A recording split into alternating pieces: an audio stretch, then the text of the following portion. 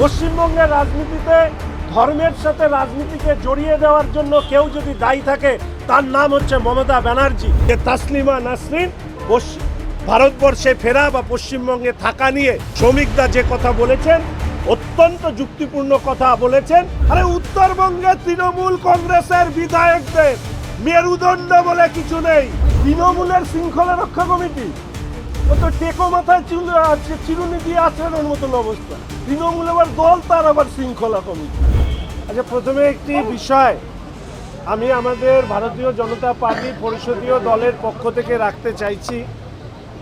সেটি হচ্ছে যে আমরা বিগত বেশ কিছুদিন ধরে দেখছি যে কিছু টিভি চ্যানেল, খবরের কাগজ, অনলাইন পোর্টাল তারা ভারতীয় জনতা পার্টির জনপ্রতিনিধিদের দল বদল নিয়ে বিভিন্ন ধরনের সূত্র মারফত মুখরোচক সংবাদ পেশ করবার মধ্যে দিয়ে নিজেদেরকে ভিউয়ার্সদের কাছে বা জনগণের কাছে টিকে থাকতে চাইছেন। আমরা লক্ষ্য করলাম এর মধ্যে একটি পোর্টাল, একটি অনলাইন, একটি দামি সংবাদপত্রের অনলাইন তাদের যে পেজ রয়েছে বা যে মিডিয়া রয়েছে এবং একটি টিভি চ্যানেল ধারাবাহিকভাবে সংখ্যাসহ তারা বলে দিচ্ছেন এদের যোগাযোগ বা এরা দল বদল করতে পারে। দুর্ভাগ্যবশত গোটা তৃণমূল দলটা উঠে যেতে বসেছে পিসি ভাইপোর লড়াইয়ের মধ্যে দিয়ে। সেইখান থেকে সংবাদ মাধ্যম চোখ ঘোরানোর জন্য এই ধরনের প্রচার করছে।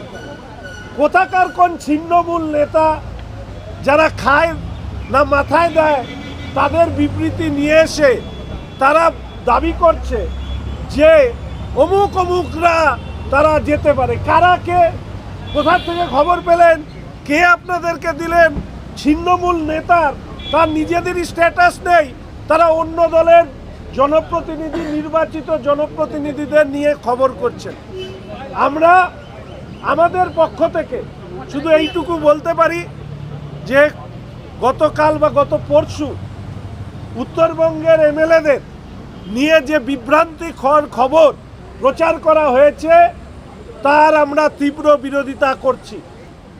শুধু বিরোধিতা করা নয়, আপনাদের মনে আছে যে ভয় দেখিয়ে বা অন্যান্য কারণ, লোভ, পদ ইত্যাদি ইত্যাদি নানা কারণ নানাজন বলেন, কিন্তু ভারতীয় জনতা পার্টির উত্তরবঙ্গ দক্ষিণবঙ্গের বিধায়করা তাদের বিক্রি হবার কোনো জায়গা নেই।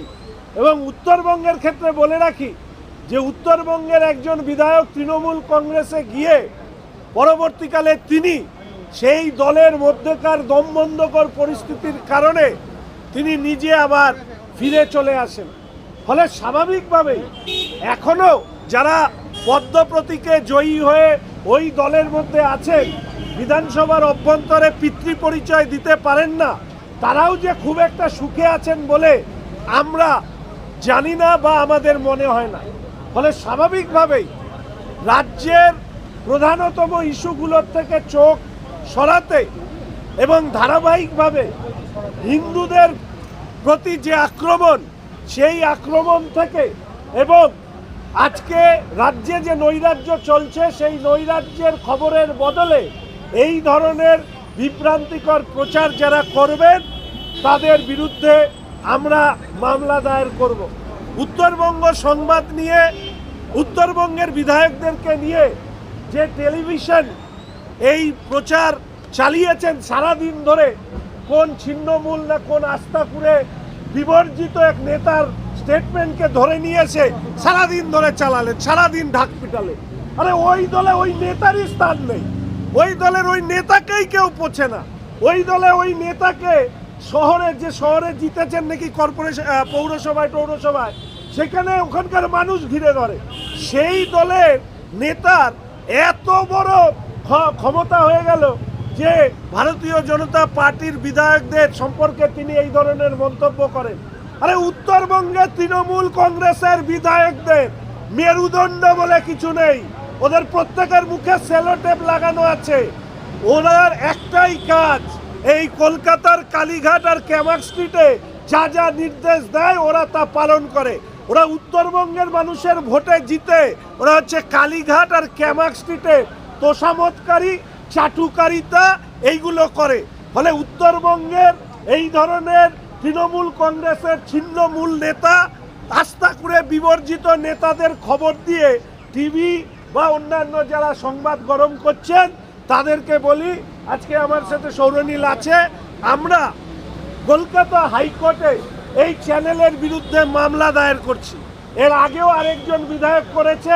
আগামী দিনে যদি এই ধরনের বিভ্রান্তিকর খবর, কোনো ধরনের তথ্য সূত্র ছাড়া, কোনো ধরনের নাম ছাড়া যদি প্রকাশ করা হয়, নাম হলে সেই বিধায়ক নিজে মামলা করবে, আর সংখ্যা দিয়ে বললে ভারতীয় জনতা পার্টির বিধায়করা মামলা করবে।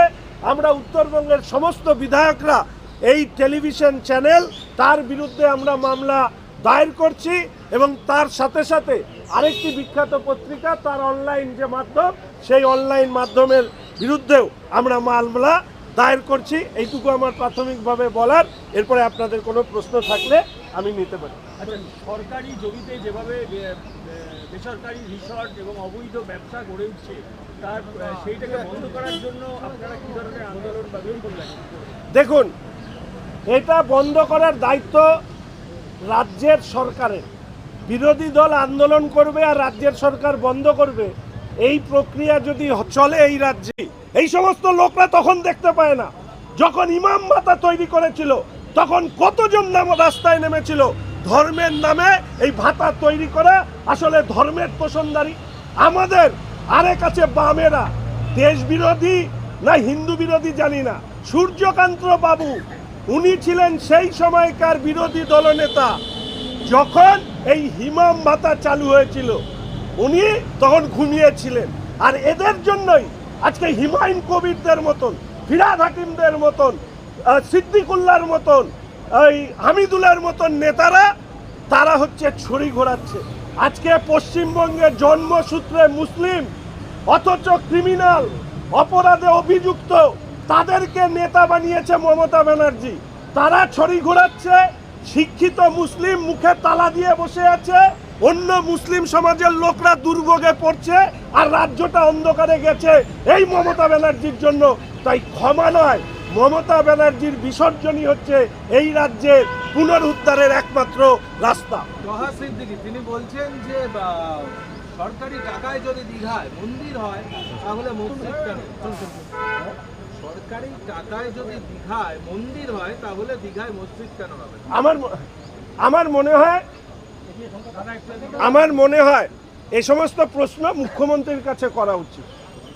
মুখ্যমন্ত্রী দীঘায় যখন মন্দির তৈরি হচ্ছেন, ভারতীয় সংবিধান আমাদেরকে যা দায়িত্ব দেয় তাতে এই কাজ করা সম্ভব নয়। আমাদের মাননীয় বিরোধী দলনেতা শুভেন্দু অধিকারী মহাশয় এই কথা বলেছিলেন। তো তহা বাবু যে প্রশ্ন করেছেন, তহা বাবুদের অত্যন্ত কাছের আস্থাভাজন মানুষ হচ্ছেন রাজ্যের মাননীয় মুখ্যমন্ত্রী। প্রশ্নের উত্তর মাননীয় মুখ্যমন্ত্রীকে দিতে হবে। ইমাম ভাতা শুরু করেছিলেন, রাজনীতিতে ধর্মের প্রবেশ ঘটিয়েছিলেন।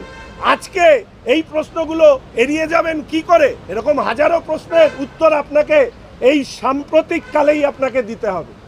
আচ্ছা, বাংলাদেশের মুসলিমদের নিয়ে একটা নির্দিষ্ট লাইন এসেছে। সমীর ভট্টাচার্য সম্প্রতি বলেছে যে তসলিমাকে কলকাতায় ফিরিয়ে আনা হোক, তসলিমা নাসরিন বাংলার সাহিত্য সৃষ্টি করতে চান, ওনাকে ফেরানো হোক কলকাতায়, যেখানে নজরুল ইসলামের দেশ, সেখানে কেন তসলিমাকে দূরে রাখা হয়? আজকে রাজ্যসভায় সমীর ভট্টাচার্য এই প্রস্তাব। প্রথমত বলি যে আমাদের কোনো নির্দিষ্ট লাইন নেই, আমাদের একটাই লাইন আছে, সেটা হচ্ছে দেশ সর্বপ্রথম। এবং পশ্চিমবঙ্গের ক্ষেত্রে আমরা সবসময় বলেছি যে এই ধরনের জন্মসূত্রে অপরাধে অভিযুক্ত তৃণমূল কংগ্রেসের যারা নেতা রয়েছেন জন্মসূত্রে মুসলিম, তাদের ত্রাস আমরা পশ্চিমবঙ্গে তৈরি করতে দেব না। এই প্রশ্ন অর্থাৎ তসলিমা নাসরিনের ক্ষেত্রে আপনাদের মনে আছে সেই সময় বাম সরকার ছিল, বুদ্ধবাবু মুখ্যমন্ত্রী ছিলেন, এবং তসলিমা নাসরিনকে পশ্চিমবঙ্গে থাকবার ক্ষেত্রে যে ভূমিকা বামেরা নিয়েছিলেন এবং তার পাশাপাশি মুখ্যমন্ত্রী বুদ্ধদেব ভট্টাচার্য খারিজি মাদ্রাসার বিরোধিতা করে তখন তিনি বন্ধ করবার কথা বলার পরে যেভাবে তাকে অপদস্থ করা হয়েছিল, আজকে যে বাম নেতারা যারা ওই বাংলাদেশ থেকে অনেকে বলেন লাত খেয়ে পশ্চিমবঙ্গে এসছেন, তারা এখানে বড় বড় কথা বলেন। আমরা শুধু বলি যে তাসলিমা নাসরিন ভারতবর্ষে ফেরা বা পশ্চিমবঙ্গে থাকা নিয়ে আমাদের সাংসদ, রাজ্যসভার সাংসদ শ্রমিকদা যে কথা বলেছেন অত্যন্ত যুক্তিপূর্ণ কথা বলেছেন। এই বিষয়ে নিশ্চিতভাবে আরও বিস্তারিতভাবে আমরা মানুষের কাছে বিষয়টিকে নিয়ে যাব। রোজভ্যালির 450 কোটি টাকা আমানতকারীদের ফেরানোর অনুমতি দেওয়া হলো। রোজভ্যালি অ্যাসেট ডিসপোজাল কমিটি এটা ফেরানোর অনুমতি দিয়েছে। বাজেয়াপ্ত করা সব ফিক্সড ডিপোজিট ভেঙে আমানতকারীদের ফেরত দেওয়ার জন্য রোজভ্যালির অ্যাসেট ডিসপোজাল কমিটি এই বিষয়ে যাদের অর্থ এই সমস্ত ভুইফোর সংস্থার কাছে বিসর্জন হয়েছে, তাদের এই অর্থ ফেরানোর সিদ্ধান্ত নিশ্চিতভাবে অভিনন্দনযোগ্য। কিন্তু পুরো অর্ডার কিভাবে ফেরানো হচ্ছে, মাঝখানে শুনলাম যা যা বাজেয়াপ্ত করা হয়েছে তাদের বেশিরভাগটাই দখল হয়ে গিয়েছে। পরে পুরো বিষয়টা শুনেই আমি এই ব্যাপারে প্রতিক্রিয়া দেব। বাজারে শুটআউট, গ্যাংওয়ার, রেডিং চকে বিবাদে